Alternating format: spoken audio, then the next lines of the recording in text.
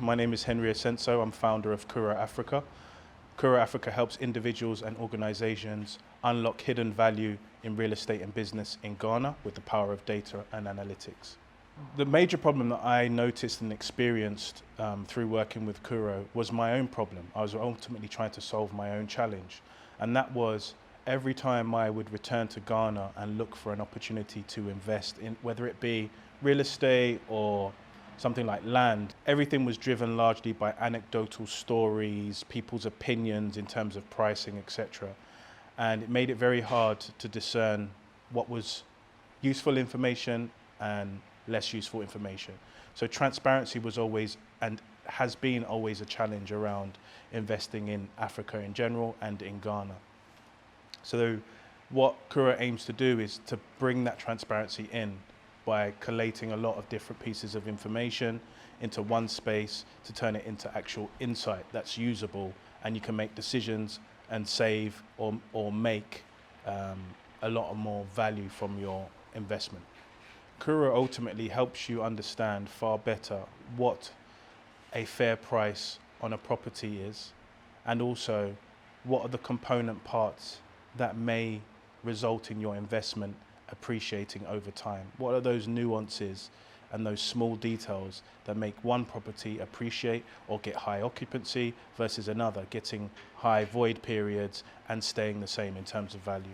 Kuro came about back in 2020 when I came to Ghana for a sabbatical and trying to assess what was going to be the best option for me in terms of business. And I needed to solve a problem. And one of the pain points that I was personally experiencing was the ability to make informed decisions around real estate and investment in Ghana. There wasn't a platform that helped me understand what was the trend in Ghanaian house prices, what was the expected occupancy of a particular property, what were the infrastructure projects that were coming up that could potentially transform my investment. So a lot of these technologies that were available in the West weren't here. So that's when I went about trying to build Kuro. In fact, Kuro was just an idea in the beginning, at which most businesses tend to be, and started to analyze prices, trends, and started to understand that there was an availability bias emerging. So just because something's been put in front of you 5-6 times as this is a great investment, doesn't mean there aren't other opportunities that could be greater. And that's what I started to learn. So Kuro ultimately came about from a need to provide transparency for myself, a need to analyze the market in a smarter way and spot opportunities. And what it's evolved into through, really effective talent ID and some working with some fantastic Ghanaian people on the ground, it's become more of a research organization with a research tool that could help individuals or organizations. And we're introducing the latest technology. As Kuro's grown and been built, things like AI have come into play. So we have AI in our platform, and we've added more and more data points into the platform. So we've added things like construction projects, infrastructure projects, schools, attractions. We've even added population data and salary data. And all of this has meant that we've been tasked with asking more and more interesting and more challenging questions around the future of Africa and the future of Ghana. And to answer those questions, I've had to work with some really impressive people and hire some really impressive people and youngsters, which is really where my passion lies. And those impressive people are able to bring additional value, like predicting house prices, predicting population trends, as opposed to just describing what's happening in the market or in the economy. So effectively, in a way, our goal is to put Ghana first in the palm of your hand, in your pocket, but ultimately the entire continent. I've always been interested in Ghana. I've always been interested about our culture, how we maintain it, the opportunities here. And I've always wanted to move to Ghana. I spent a period where I went to school in Ghana as well, and that opened my eyes to a different way of thinking completely and having an appreciation for education and things like that. And now that I'm a father, I know I want my roots to be in Ghana. So what better place to start with your business than Ghana? And I understood the Ghanaian market well. I'd been investing in real estate, coming up to 15 years now, since 2009. And I've done other things like short-term rental management, and I did that in Ghana. And so when I was doing those things, naturally, things would occur to me. You know, certain properties I was managing had big void periods, there's a lot of seasonality, yet every billboard I looked at left, right and center was promoting luxury, luxury, luxury. And I knew, you know, the economic conditions weren't conducive to that luxury being pushed. So I started to understand things like a housing shortage of 1.8 to 2 million homes in Ghana. But the real estate that was being promoted was such that it wasn't for the households that required it. It was higher end, etc. So I always found it fascinating, even from when I started to come regularly from 2015 onwards, and I would see more and more luxury, executive. Those two words emerged all the time: luxury, executive. Every billboard, hurry up, get it now, soon. I was like, but who's actually can buy those things? It didn't make any sense. You know, coming from investing in the West, where the demand was always high in areas like London, Manchester, where I'd invested. In Ghana, I just didn't understand how you'd have similar pricing, but the demand profile looked completely different. It didn't make sense. So that's what made me want to dive in. My own personal experience, my own lived experience around doing business in Ghana, my ambition to further do business in Ghana, and my deep, strong desire to actually add value. I didn't want to come here and just only leverage, you know, networks of family to get ahead or get in play in Ghana. I wanted to bring in value. So that's why Ghana. So the journey of transitioning to Ghana has been a really, really interesting one. It's from the initial idea of wanting to move to Ghana till now, it's been about almost 10 years. And across those 10 years, it's been a lot of experimentation, a lot of failure, which I see as a prerequisite to success anyway. So I've tried a lot of different businesses. I've worked with my wife to build both of our businesses so that we have a way or a springboard, not only to make a living, but also to build relationships and build networks. So it's been really interesting. We've navigated cultural differences, we've navigated kind of way of life or quality of, not quality of life, way of life decisions, and being able to really understand kind of the small nuances that make a big impact.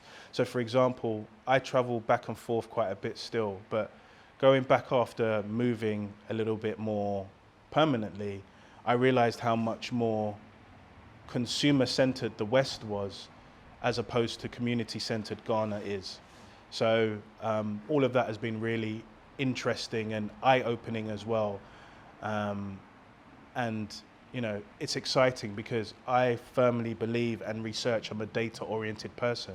So what my research tells me is that the next frontier of human development will take place on the continent of Africa due to the demography changes, aging Western population or developed world population, and so much more happening in terms of youth here. Yes, we have youth unemployment issues, but we also have a youth that's highly intuitive. I call it the African ingenuity, something that you can't package or replicate anywhere else. The youth here will always find a way to do things and do things well. So that's what I'm really excited about. So the journey so far has been really inspiring, really enlightening. The user I had in mind when I was developing Kuro was actually myself. It was someone like me, because I realized that, well, if I'm having this problem around getting visibility and being able to negotiate effectively using real data, and I was looking at coming back to Ghana, how many others, how many more people would be interested in doing that? And I thought it would be in the thousands, right? Even if it's from second and third generation Ghanaians in the UK alone, it would be tens of thousands. Let alone all the attention that Ghana's got over the last, call it 5 years since the year of return, and all the African Americans that want to come and explore Ghana, And that interest has never waned, despite the issues around transparency, despite the issues around, unfortunately, scams and things like that. That interest has never waned, because I think the calling to Africa or calling to Ghana is something that's universally felt across a lot of different demographic groups. So the user could be, someone looking to do business, someone looking to invest. And I really want to build a community around Kuro. So we have discussions on a monthly basis, our members, to discuss, opportunities, what things to do, not to do, based on each other's experiences so far. But where I want to bring the objectivity is by using the data to inform those decisions. So our kind of core market segments would be individuals in the diaspora looking to move, real estate professionals locally that are looking to advise better and have more options for their client, as opposed to being driven purely by the developer demand for investment. And any sort of traditional investors, people who wanted to open up a business, how would they go about researching a particular area, understanding the demographic profile of people that live there, and those kind of things. So that would be my kind of customer base or customer group. The vision for me is very simple. We want to visualize the entire continent as accessible, useful information and data. Imagine being able to look at a platform where you could go from country to country to understand the salary earnings, the disposable income, property prices, demographic profiles, schools, infrastructure projects. We want to be the first to do that across the entire continent. The steps that we're taking to get there is really about getting the right talent to support the vision, who believe in that vision. And so we have that already with a lot of really talented young Ghanaian software engineers and machine learning engineers who are starting to ask the big questions of Africa. So we want to be the #1 research partner for individuals and organizations. Why should anyone sign up to Kuro? Well, ultimately, we spent the majority of our time trying to improve and perfect our data quality, because we look at publicly available sources and try to get our data as qualified and as high quality as possible, which means, our business model doesn't incentivize us to distort the market, incentivizes us to actually bring truth to the market and bring transparency to the market. There's nothing else like it on the market when it comes to Ghanaian economy, real estate, etc. And there aren't brighter minds that are on it. And I'm by no way means talking about myself. My team are incredible. The way they think through problems and ask questions and are ready to tackle the questions that are pertinent to anybody interested in Africa. That's how we shape our platform. We shape our platform based on the insight and information we get from our users and from our mailing lists and surveys we run, etc. So we've refined our product with you in mind, the person who looks to invest in Africa or in Ghana. And that's a value and a belief we will maintain throughout. We want to move Ghana from being a low transparency market to a high transparency market. And we want to partner with the right organizations to get that dream realized. So the feedback has always been really positive, overwhelmingly positive, which is great. It always makes me feel like we're on the right path, but there has been some challenging feedback as well. And that's also indicated that we're on the right path as well. So there was a point in which I launched a real estate reactions series on YouTube, or I started, and my very first video got a lot of good feedback. It was working well, but then it got taken down because, in a way, sometimes the low transparency or the opacity of the Ghanaian market is actually beneficial for others. And in a way, we were exposing that. And knowing that means that we're onto something good. I've also been, at times people have said, "Are you not worried?" And I'm like, worried for what? And they're kind of saying, well, there are people in the real estate game that won't be happy about transparency.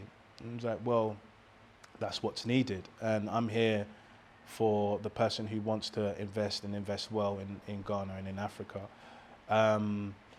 We've got some specific feedback which we've taken on board in terms of our ability to elicit real sold transactional prices. That's something that in more transparent markets is led by the state. But as a private organization, we'd like to get involved in that as well. And we want to build a baseline and an infrastructure that enables us to easily integrate other countries in a succinct way. So the feedback overwhelmingly has been really positive, and where it has been more challenging, it's more because we're doing something positive or there's something else we can add, and that only just adds to our product roadmap and keeps us going, keeps us entertained, and keeps us motivated. I built Kuro from a perspective of my own pain, which was being able to make informed decisions around real estate and doing business in Ghana as somebody who wanted to return. So ultimately, I will always have that pain and problem in mind when doing anything with Kuro. So we're hoping to build something that is useful to other people like myself across the globe. And we'll continue to do so. One of the main things that I enjoy doing about Kuro originally was building the idea and the product out from the idea, but now it's been collaborating with talented Ghanaian youth. It's been so exciting. Like, I get an electricity surge through my body when I'm working with some of these guys, and long may it continue. So that's what I'd say. Around the transparency point, recently there was a study conducted by a real estate research company called JLL, and it's called the Real Estate Transparency Index. It assesses 89 countries on their transparency around real estate. And those countries that have high levels of transparency have high levels of success in real estate, really strong contributors to their country's economy. And it looks at a variety of factors in terms of like government policy, planning, financing, technology and tools. And Ghana ranks out of 89, 73rd, and that falls into the low transparency bucket. But actually it's only one place above opaque, and opaque means you can't see through it. And I think some of the countries that were in opaque were like Honduras and some like countries that you would expect that. So it's a real issue, especially given the importance of the real estate market to the Ghanaian economy. So things like having publicly available land registry would improve that, so you can see transactions and those kind of things. Otherwise, it's always at the mercy of rogue players in the market. So we're the first platform in West Africa, like we are, when I actually think about it, we are, to be able to drill down into individual towns to understand what's the minimum, maximum, median, average price.